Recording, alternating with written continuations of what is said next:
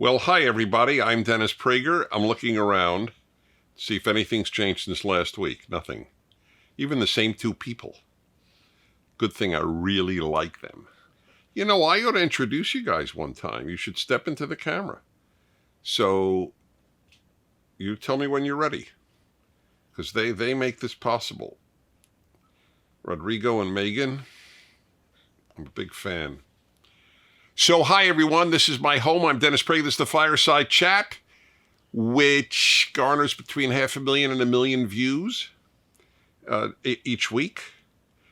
I wish it did 5 million, but I'm very happy because I have, I think, important things to say. I know that sounds arrogant, but here, if I didn't think I had important things to say, I wouldn't take the time to do this.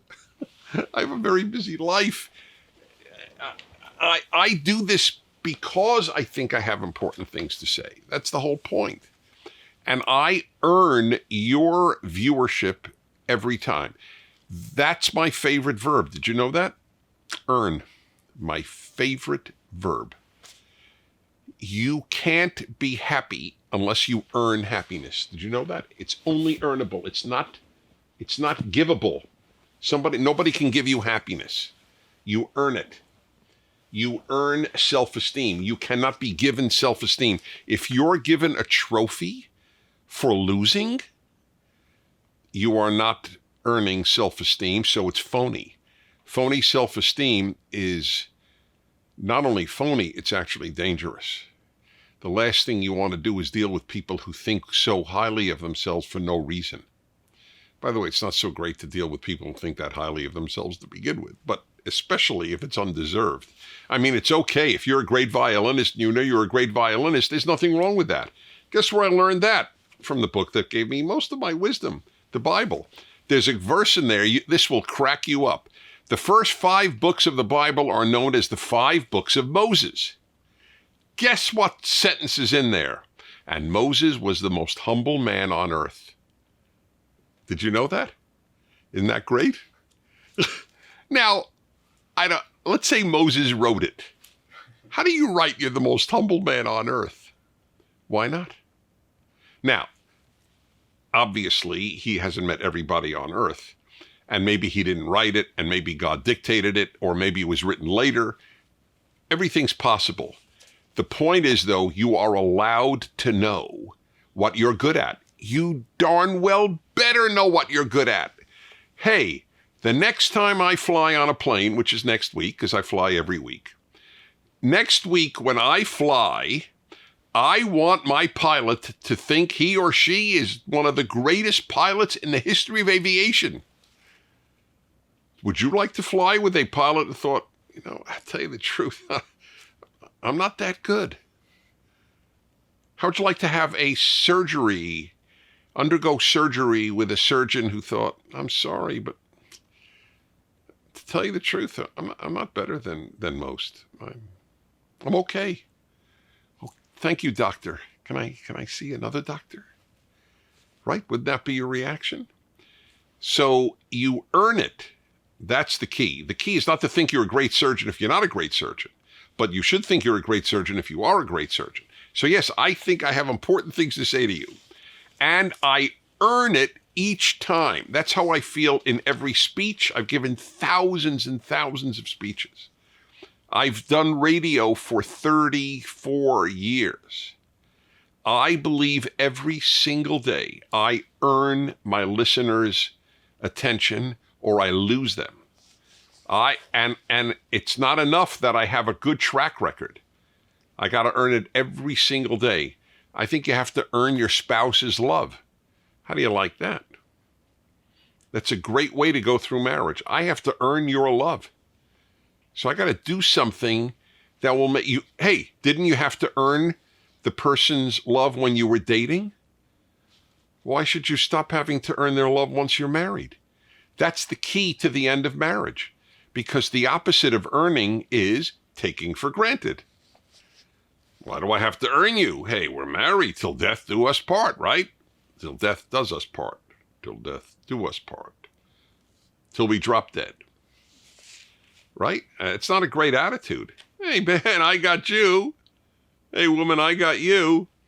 I don't have to earn you anymore. That's what people think. Earn. I didn't even want to speak about this. It just came out, but it's really important. Earning happiness, earning people's respect, earning love. I am not a fan of unconditional love. I think you should have to earn love like you earn respect, earn money. And by the way, I'm for earning money too. I'm not for giving people money unless they are absolutely helpless. You should earn money. It's very unhealthy to be given money. So all of this stuff that the left promises you, the Democrats promise you, hey, free this, free that, free college, free graduate school, free health care, free dental care. Why is that noble? We take it for granted it's noble. Why is it more noble than people earning enough money and then buying it? I've never quite understood that. Why do we have to pay for food? Food is more important than healthcare. You'll die sooner of starvation than you will of not having a hospitalization. So why should we have to earn the money to buy food? Why shouldn't that why isn't that a right? Why isn't food a right? Well, they say food is a right. Yeah, but if it's a right, fine. But we pay for it. Everything should be earned. Maybe when you're a baby, you can get unconditional love from your parent. But that's about it. I'm not a big fan there either. It's hard not to give your kid unconditional love because you so love your child automatically. But I'm not sure it's healthy. No matter what you do, I will love you. Why is that a good message? Anyway, you know what? Let's talk about the unconditional love issue once. So I am one of the rare spokesman against the notion. I think it doesn't produce real love.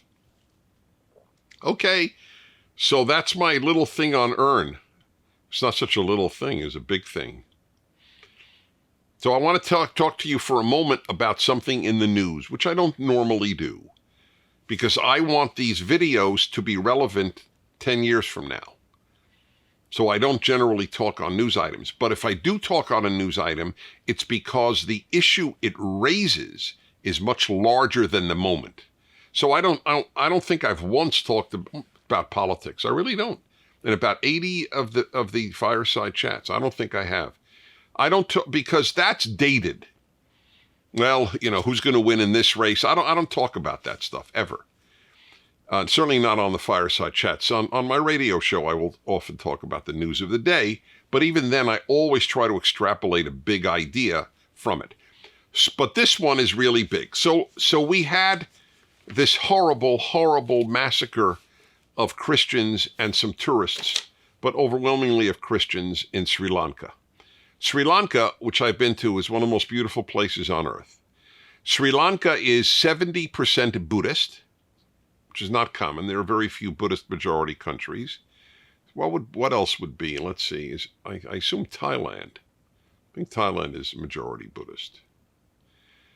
But it's not common. Obviously, India is majority Hindu. Yeah, so it's pretty uncommon, and so is Nepal. All right.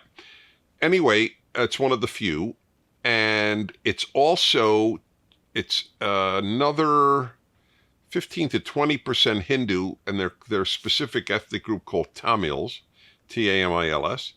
And then the third group is Muslim, about 10%, I think it is. And then about 8% or 7% is Christian. So, Islamic terrorists blew up 3 churches on Easter. And blew up people at the very beautiful Shangri-La Hotel. There was a man in Britain who was there on vacation with his family. He came down late to the meal, and in 1 second, he lost his wife and 2 children. It's hard for me to get it out of my mind. I very rarely compare anything to the Holocaust because of its unique evil, but that man has just undergone a Holocaust. When your family is wiped out, That's a Holocaust.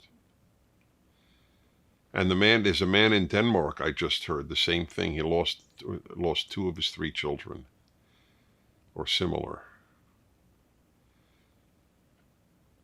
That people believe their God wants them to murder all those who believe differently. Look, I know nobody, because the left has forced people to lie. It's one of the many terrible things about the left. Not liberals, the left, not liberals, the left, not liberals, the left. Okay, got it out of my system. But that the left has done this, is there any other religion today any of whose followers believe that you must murder all people who believe differently? There isn't. Now, I don't believe all Muslims believe that, of course not. But the only religion in which people believe that today is Islam. So you would think there would be massive marches of Muslims against people murdering in their name. But there aren't. Maybe they're afraid to. I'll give them the benefit of the doubt. Maybe if you organized a march anywhere in the world, if you were a Muslim and organized a march against Muslim terror, you might fear you'll be killed. But that alone tells you how powerful the forces of evil are, that people fear, if that's the reason. I don't know the reason, but if that's the reason. Instead, all we're warned about all the time is Islamophobia. But are Christians killing in the name of Christ? Are they killing Muslims in the name of Christ? Is one Muslim killed in the name of Christ? I know that there was a massacre in Christchurch, ironically, in New Zealand, but the guy didn't do it as a Christian. He did it as a white supremacist. He wasn't a Christian, and he claimed no Christianity. I don't know of any, and I'm not Christian. I'm a truth teller. I don't have an axe to grind because I am X or Y or Z. My only axe to grind is let's be truthful and let's promote goodness on the face of the earth. So I want to tell you about the Barack Obama and Hillary Clinton tweets that they sent out. It's very, very instructive. Not about Barack Obama and Hillary Clinton. They don't interest me. They are people of the left. That's why the tweets are interested. I am not interested in either of them individually. But I am interested in what, being on the left, they felt it necessary to tweet. So listen to this, okay? So let's see here. Okay, so here is Barack Obama's tweet. Hillary Clinton tweeted 3 hours later. Here is Barack Obama's.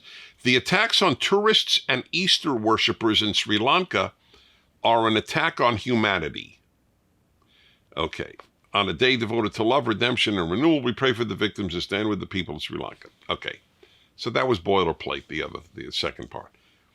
The attacks on tourists and Easter worshippers. Now, let me tell you something. I know a lot about religion. I have never heard Christians called Easter worshippers. I checked with a lot of Christian friends. They're cracking up. As one said to me, we don't worship Easter. We worship Christ. So we're called Christians, not Easterins. That I made up, the Easterins. But anyway, that was the guy's point. So here's the beauty. There's a lot to be learned from these tweets. So listen, Hillary Clinton, 3 hours later, on this holy weekend for many faiths, we must stand united against hatred and violence. I'm praying for everyone affected by today's horrific attacks on Easter worshippers and travelers in Sri Lanka. If she didn't get her tweet from Barack Obama's tweet, my name is Calvin Coolidge. Not only that, they even spelled worshippers wrong. They spelled it the British way, which is fine, but they didn't spell it the American way, and they're American. So she copied basically the tourists and Easter worshippers. She really gave a lot of thought. I'm not even sure she ever saw the tweet. probably sent out by an aide who saw Barack Obama's tweet. But in any event, she probably okayed it. Another one, Easter worshippers. So here is the $64,000 question.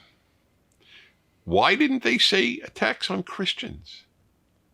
Why attacks on Easter worshippers? What if it had happened on Good Friday? Good Friday worshippers? What if it had happened on Palm Sunday? The attack on Palm Sunday worshippers. I mean, it's endless. Or how about Christmas? Christmas worshippers. There's got to be a reason, right? People don't make up a new term, a brand new term, for a group that has had a name for 2,000 years without a reason.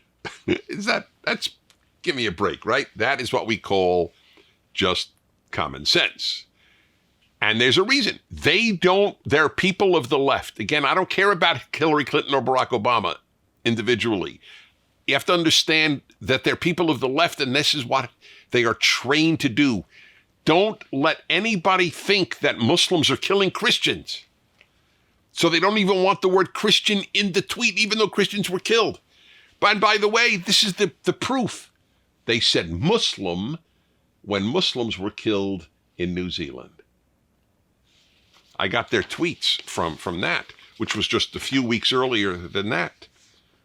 Let's see. Barack Obama, Michelle and I send our condolences to the people of New Zealand. We agree with you and the Muslim community.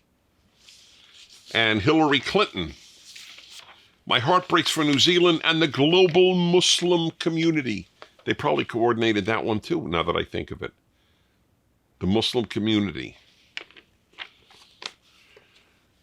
Now, no, I'll tell you, listen to the rest of Hillary Clinton's tweet after the massacre in New Zealand. My heart breaks for New Zealand and the global Muslim community. By the way, when the Jews in Pittsburgh were killed, she tweeted out the Tree of Life synagogue. She said synagogue. She wouldn't even say church. The word church didn't appear in her thing. We must continue to fight the perpetuation and normalization of Islamophobia and racism in all its forms. Why didn't she do we must continue to fight the perpetuation and normalization of Christian hatred? Guess what? A lot more Christians have been killed by Christian-hating Muslims than Muslims have been killed by Muslim-hating Christians. So why this? This is the world of the lie. Just like 2 years of lies about collusion between the Trump campaign and Putin. It is a world. It's a made-up world that the world of the left lives. It's Orwellian. This is an example of it. Where is this rampant homicidal Islamophobia? Where is it? It doesn't exist. Are there people who hate Muslims? Yes, but they're not Christian. There's no ideology based in religion to do this. There are people who hate every group, obviously. I'm a Jew. I don't think there's normalization of anti-Semitism in the United States because this monster killed the Jews in the Pittsburgh synagogue. Ironically, the only normalization of anti-Semitism in the West today is on the left. That's the irony. Well, it's not ironic, but it would appear to be ironic. So why didn't she speak about the perpetuation and normalization of of what's done to Christians by some Muslims? Like the Copts in Egypt, the Coptic Christians whose churches are blown up, whose kids are kidnapped by Muslims. Read about it if you can. I mean, you can, but it's not normatively reported because the press doesn't want us to know how much violence is caused from the Islamic to the Christian direction. 1,400 girls. Read my column on it from 2014. 1,400 girls, mostly between 12 and 17, raped for 7 years by Muslim immigrants, mostly Pakistani, in England, in Rotherham. And they admitted later, the British, they covered it up because they didn't want to show that it was done by Muslims. Imagine if there were Christian bands that were raping Muslim girls. You think the press would report it? You think the police would have let the public know about it? This is what we're living with. That's why these tweets are so important. White supremacist terrorists, she wrote, Hillary Clinton, must be condemned by leaders everywhere. Their murderous hatred must be stopped. I agree. White supremacist terrorists should be condemned and stopped. I couldn't agree with him more. But shouldn't Islamic terrorists? Why didn't she write that in this tweet? Islamic terrorists must be condemned by leaders everywhere. Their murderous hatred must be stopped. It's doing a lot more damage in the world than white supremacist, which is terrible. I mean, the guy in Norway, I mean, I agree. But these are individuals. There's no ideology that is permeating a large body of human beings. I love when they say, 90% of Muslims condemn terror. Okay, let's say that's true. I don't believe it's true, but let's say it is true. There are, what are there in the world? 1 billion Muslims? 2 billion Muslims? I don't know what the number is, but it's between 1 and 2 billion. Let's say 1 billion. You know what 10% of 1 billion is? 100 million. If only 10% of Muslims condemn terror, that means 100 million Muslims support it. Are there 100 million white supremacists? We live in the world of the lie. That's the reason I'm telling you all about this. It's a big deal. What's our time frame? 21. Yeah, I know. I did a lot today. Earn and the tweets. All right, your questions. By the way, I am told that if you just go now to the Fireside Chat website, you could ask questions on the site itself. PragerU.com. PragerU.com Fireside Chats. I looked this over, by the way. At least half of the questions are from people from outside the United States. That is wonderful. A guy stopped me at the airport. Where was I this week? I don't remember. That's bad. Let's see, 1 second. I went to the University of Georgia, and then I went to, University of Georgia, and then I went to Arizona. So in one of the airports, I think it was Arizona, a young man comes over to me with a pretty heavy accent, but perfect English, just heavy accent. Told me he's from Romania and watches every video, which I wasn't surprised because I spoke in Romania last year. Okie doke.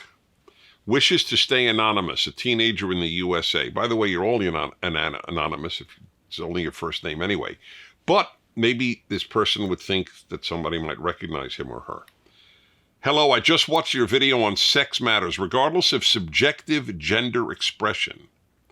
How would you respond to common exceptions to biological sex, such as the strong argument expressed in a TED Talk where the presenter, who looks like a woman, is intersex and has both genitalia?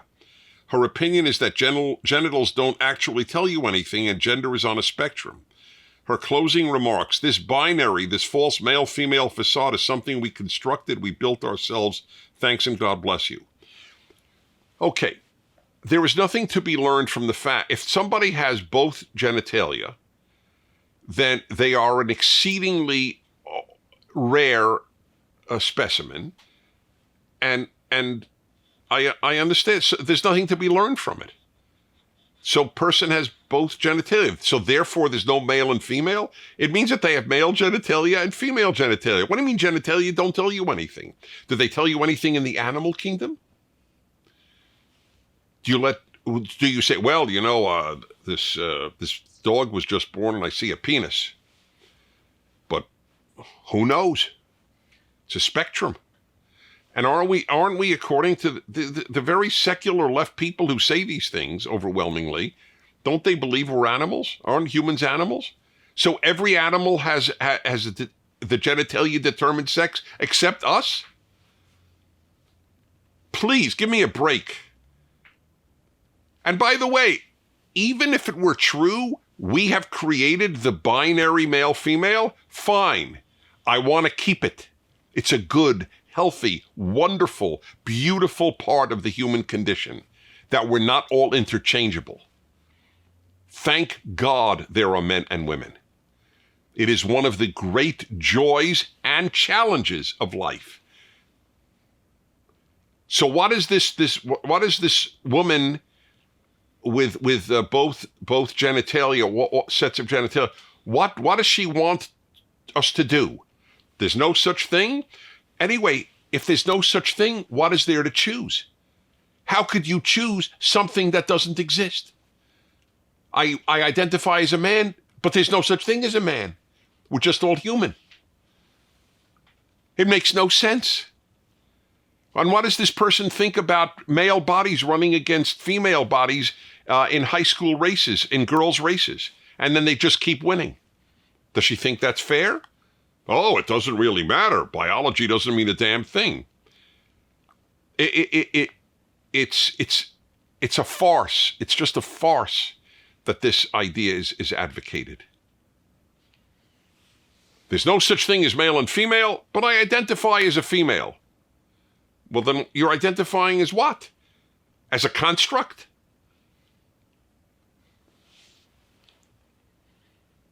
Giuseppe, 26, Caracas, Venezuela.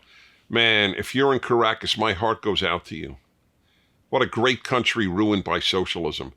But of course, the beauty of the left is they never, as I say, being on the left means never having to say you're sorry. You know how many American leftists, like in Hollywood and politics, went down to welcome Chavez? You guys should publicize the names of all of these American leftists who go back to their wealthy lives in America after wishing you the evil of socialism. By the way, watch our PragerU video. People speak, oh, Denmark, Norway, Sweden. So we have a Dane, a Danish Dane, not an American Dane, not an American Danish, not a Danish American, giving the video on, really? You think Denmark is socialist? They don't even have a minimum wage law, just to give you an example. Anyway, Giuseppe 26, Caracas, Venezuela. How do you scale back a socialist economy? Specifically, when people are extremely dependent on the government and production has been crippled. I don't know how you'll scale it back. The human species needs at some point to rise up and revolt. People in Venezuela, but they're not, because the police and the armed forces are bought off. That's where the money goes. Support this corrupt, vile regime that can't feed its people, that has women selling their bodies and their hair just to have lunch. And that's what they do. And the police and the armed forces support it because they're paid off. Just remember, anybody who tells you people are basically good is a fool. There are good people because they have conquered their nature. I've talked about that, right? I should talk about it every other week. It's a big problem. You know what's going to happen, by the way? So they will finally overthrow Maduro and his henchmen. Yes. And then they'll have some capitalism again, which means freedom. And then Venezuela, 10 years down the road, will be prosperous again. And then what happens when countries become prosperous? They forget what it was like before they were prosperous, and they'll go back to bigger and bigger government. That's what happens. Socialism only exists where, at least in wealthy countries, because the wealth was created by capitalism, then they spend it and they ruin it, and then people go back to capitalism, and then they go back to, I want more things for free. Paulina, 16, Costa Rica. Hi, Dennis. I'm interested in the political sciences. I want to help spread my conservative values to my country, but I'm scared no one will take me seriously. Paulina, a lot of people won't take you seriously, but some will. So you have to learn how to formulate the arguments very calmly very rationally and with a smile on your face. And I mean that quite sincerely. That's what you have to do. People need, and that's why we have Prager University, in order to make the case. And we have, by the way, we have some up in Spanish, given by a Guatemalan, in our case, a woman from Guatemala who's in the news field in her country, and she's conservative. I would like to have every one of our videos up in Spanish. It's my dream. But I would love to know why you at 16 have the wisdom to ask this question. I'd like to know how you were raised or why you came to this. It would fascinate me. But don't think no one will take you seriously. It is not true. Anyway, we humans, we have to do what's right, even if it's unpopular. Danya, 18, Fort Collins, Colorado. Hello. What should a conservative college student do when faced with an assigned essay, topic, speech that opposes their political moral beliefs? So you're assigned an essay or a speech that opposes your political moral beliefs? That's interesting. So what, like what? The case for big government? You have to write the case. I would like to know an example. I'm more used to a topic is given, and then if you write a conservative position on it, you might be penalized by your teacher. You'll get a lower grade. But I don't know where you actually have to write, but I'll bet it's true. But I would love some examples where you have to already not just write on a neutral topic and give your position, but you're told what position to take. That's really remarkable. Anyway, you have to speak up. And it's a big problem because I know you're afraid of getting a lower grade, but if people didn't speak up because they feared the consequences, we would lose society. That's why one of the mottos of this country is give me liberty or give me death. People understand you have to fight for values. Kristen, 18, Dallas Baptist University. Why was the decision to legalize homosexual marriage made on a national level and not state by state, given the Constitution gives states the power to administer family laws such as marriage? Because the left doesn't give a hoot about the Constitution, and they say it. This is not, I didn't make it up. They want to undo the Constitution right now with regard to the Electoral College, as an example. Ruth Bader Ginsburg, right? Liberal/left member of the U.S. Supreme Court, said, look it up. She told, I think it was an audience in Cairo, that if she were to recommend a constitution to a country looking to make a constitution, she would not recommend the U.S. Constitution. They have contempt for the U.S. Constitution, especially the Second Amendment, where people have the right to bear arms. That really drives them crazy. The Electoral College drives them crazy. A lot of the aspects do. So they ignore it. By one vote in the U.S. Supreme Court, the most radical redefinition of marriage in Western history, or maybe human history, took place. We changed from male-female to same-sex. Even if you think it's right, you got to admit it's the most radical change in history. You may say it's right and moral and all that. It's fine. But it should not have been decided by the Supreme Court. Oh, yeah, how we doing on time? 33. Uh-oh. Okay. Listen, I got Amadeus in Sweden. Oh, what's a great one. Letitia in Glasgow, Scotland. I love it. So I will get to those next week. So I want to remind you, the next volume of The Source of My Wisdom, I'm explaining the Bible, even if you're an atheist. It's the most powerful book in Western history, maybe world history. Well, yeah, world history. The next volume of my Rational Bible is coming out. And if you think what I'm saying is important, this will change your life. It is meant to change your life. It's called The Rational Bible. Volume 2, Genesis, is coming out. And I thank you for watching. Send me your questions. And Otto, is Otto in here? Otto, I think America's most famous dog at this time. Both of us say thanks for watching. Thank you for watching. If you'd like to keep these Fireside Chats free, please do by donating to PragerU.